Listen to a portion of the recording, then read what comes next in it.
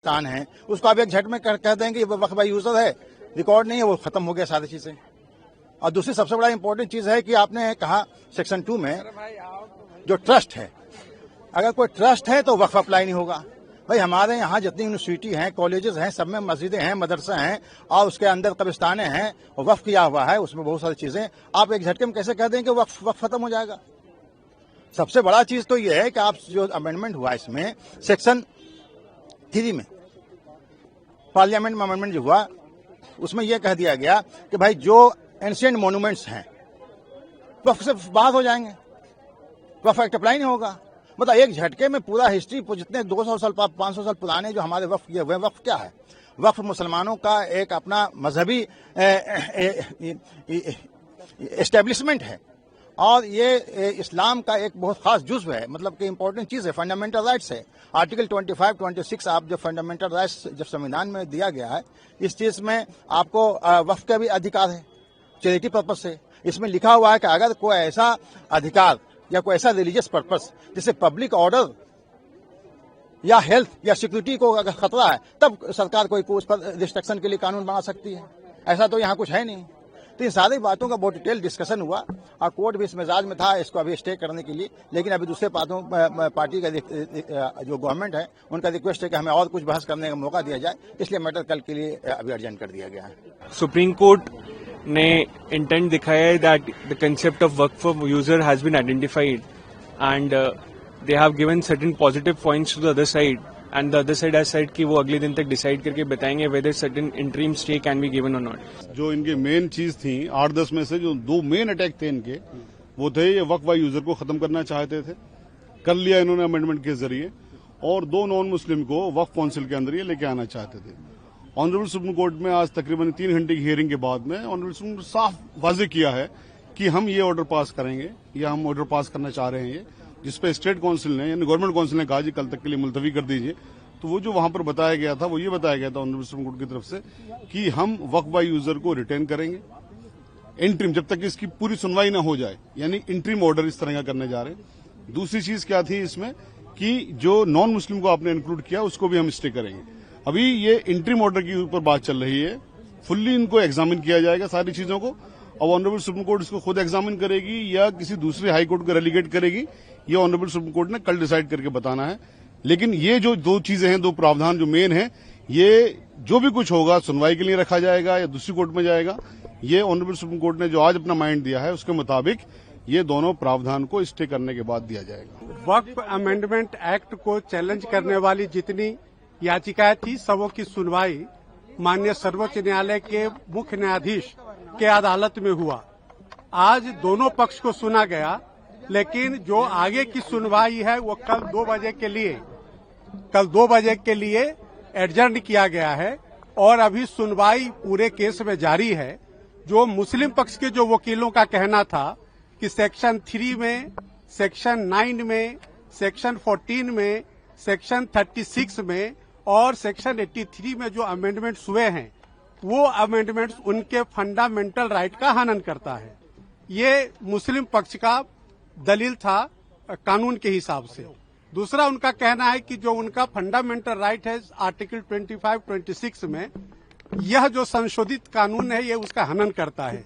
लेकिन भारत सरकार के तरफ से सॉलिसिटर जनरल और हम लोग जो समर्थक इस संशोधन के हैं, हम लोग के तरफ से जो सीनियर एडवोकेट्स और हम लोगों ने भी अपनी बात रखी कि जो अमेंडमेंट है वो बिल्कुल संविधान सम्मत है और उसमें के अमेंडमेंट को जब आप देखेंगे, चाहे वो सेक्शन 3 का अमेंडमेंट हो, सेक्शन 9 का अमेंडमेंट हो, सेक्शन 14 का अमेंडमेंट हो, सेक्शन 36 का अमेंडमेंट हो 83 में, तो कोई भी फंडामेंटल राइट का हनन नहीं हो रहा है। माननीय बेंच भी अपने ऑब्जर्वेशन में कहा कि यहाँ जो बहुत सारे अमेंडमेंट्स हैं वह ऐसा प्रतीत होता है कि संविधान के अनुसार है, लेकिन उनका जो यूजर का जो डेफिनेशन है उस पर कोर्ट कुछ क्लैरिफिकेशन चाह रही थी। साथ ही साथ कोर्ट का कहना था कि जो काउंसिल के कॉन्स्टिट्यूशन में जो मेंबर्स हैं उसमें हिंदू मेंबर्स को लेकर के कोर्ट क्लैरिफिकेशन चाह रही है। इन 2 मुद्दों पर कल सॉलिसिटर जनरल साहब से और जो हिंदू पक्ष के जो तमाम हम वकील हैं हम लोगों से उस पर असिस्टेंस मांगा है, क्लैरिफिकेशन मांगा है। अब कल जो है सारे मुद्दे की सुनवाई 2 बजे होगी। कोर्ट कन्विंस हुआ और कोर्ट पहले से भी जानता था, ये बेंच पूरा समझती थी कि ये मामला क्या है।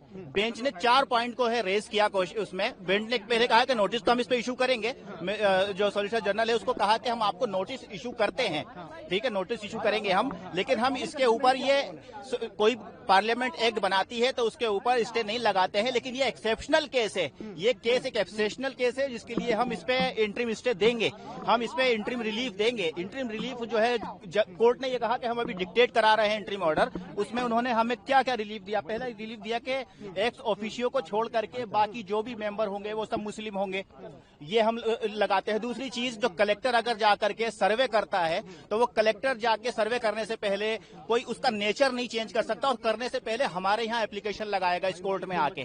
तीसरा, ये उस कोर्ट ने कहा कि जो भी प्रॉपर्टी है, चाहे वो वक्फ बाय यूजर है या चाहे वो रजिस्टर्ड है, उसका डी नोटिफाई नहीं करेगी सरकार जब तक हम ये मामला नहीं सुन रहे हैं। तो ये चारों ही चीजें हमें चाहिए थी और यही चीजें कोर्ट समझ चुका और इसी चीज के ऊपर कोर्ट हमें जो है वो इंटरिम ऑर्डर दे रहा है। तो तुषार मेहता लिटरली गिड़गाने लगे कोर्ट के सामने कि हमें और सुन लिया जाए, हमें और टाइम दे दिया जाए, हमें कल के लिए रख दिया जाए। तो जज ने काफी रजिस्ट होकर के फिर हमने भी कहा कि ठीक है, आप इनको अपॉर्चुनिटी दीजिए, मिस्टर मेहता को आप सुनिए और फिर हम भी कल और कुछ सुनाएंगे कोर्ट को। और कल 2 बजे के लिए ये रखा गया है। अल्टीमेटली ऑर्डर पास नहीं हुआ है, जो ऑर्डर पास नहीं हुआ, लेकिन जजेस क्या चाहते हैं, कोर्ट कैसा सोच रहा है वो हमें पता चल गया और कोर्ट किस तरीके से फैसला, कोर्ट पूरा मैटर समझ चुका है, सेंसिटिविटी समझ चुका है और कॉन्स्टिट्यूशन कैसे जो है वो वायलेट हो रहा है वो कोर्ट समझ चुका है। अच्छा, नोटिस इशू किया गया है, कुछ इस तरीके की बात सामने आई है या कुछ एफिडेविट वगैरह फाइल करने को कहा गया है? नहीं, अभी क्या है, कल डिसाइड कोर्ट ने कहा कि अब मिस्टर मेहता हम आप नोटिस इशू करेंगे और आप जो है जवाब दे दीजिएगा। तो मेहता ने खुद कहा कि सर आप मुझे इशू कर दीजिए, हम 15 दिन में इसको सुन के 15 दिन के अंदर हम एफिडेविट ले आएंगे और डे टू डे आप इसको सुन लीजिए, आप स्टे मत लगाइए। जज ने कहा कि नहीं, स्टे लगाना जरूरी है, इंटरिम रिलीफ देना जरूरी है, because it's an exceptional case ji. तो कल हो जाएगा इंशाल्लाह। बाकी पिटीशन जो है मुजीबुर रहमान साहब, उसको कब सुनने की बात कही है कोर्ट ने? वो तो इसके साथ कनेक्ट हो जाएंगी। जज साहब ने ये कहा है कि जिसकी पिटीशन आज 11 बजे तक आ गई थी उसको आज सुना गया है। कुछ लोगों ने मेंशन की अपनी पिटीशन, उनको जज साहब ने नहीं सुना है, कोर्ट ने नहीं सुना उसको। वो नेक्स्ट जो है जब वो लिस्टिंग होगी, स्क्रूटनी पार करके जब आएगी तब उसको देखा जाएगा। मैं सबसे पहले धन्यवाद करता हूं अपनी माननीय सर्वोच्च न्यायालय को, जहां का मैं 27 वर्षों से लाइफ टाइम मेंबर हूं।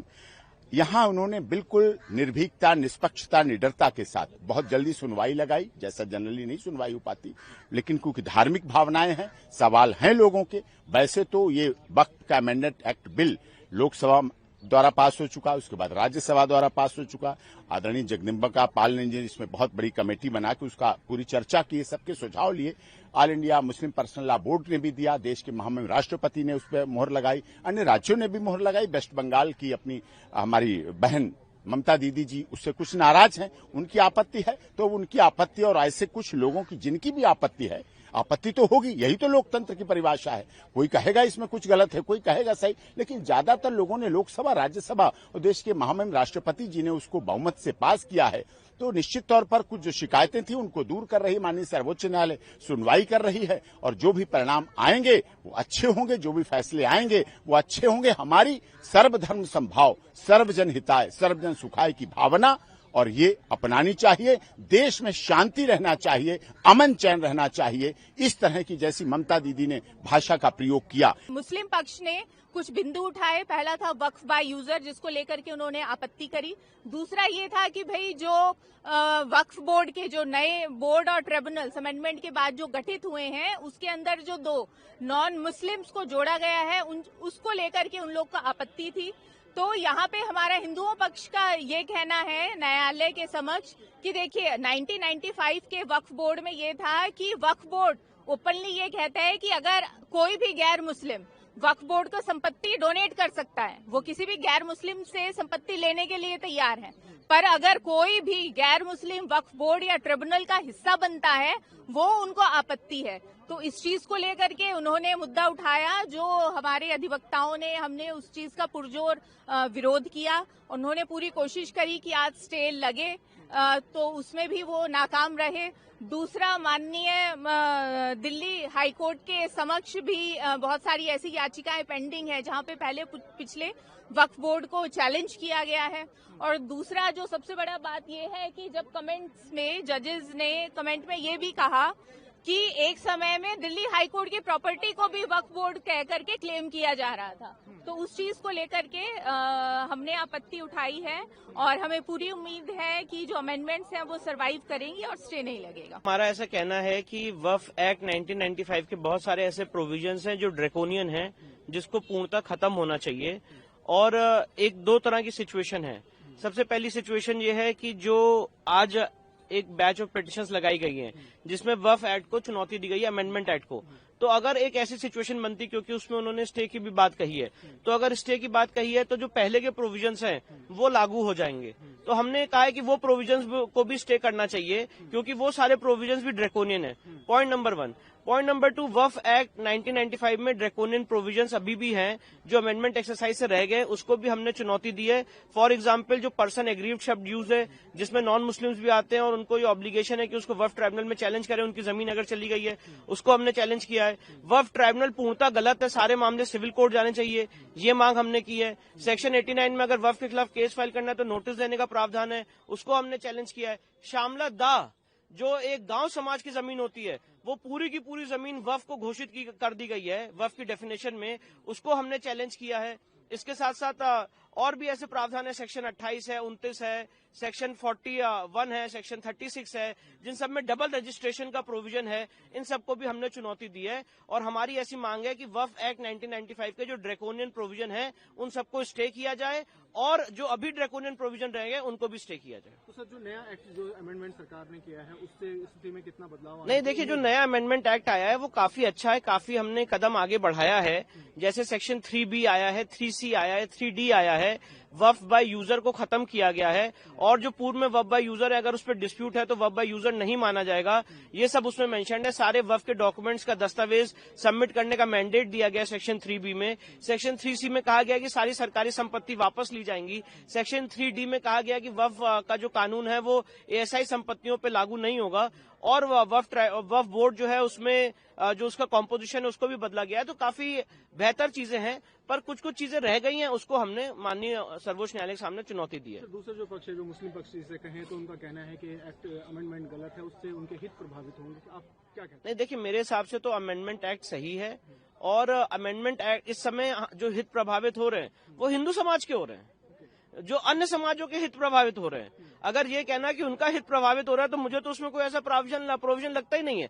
आप मुझे बताइए, अगर इस्लामिक लॉ ये कहता है कि वक्फ बिना वक्फ डीड के नहीं हो सकता है, तो यही बात तो सेक्शन 36 में लाई गई है। अगर वक्फ बाय यूजर का कंसेप्ट कोई भी किसी भी इस्लामिक लॉ में नहीं है, ना किसी माननीय कुरान में है, ना हदीस में है, तो फिर उसमें क्या दिक्कत है? यही बात तो इस प्रोविजन में लाई गई है।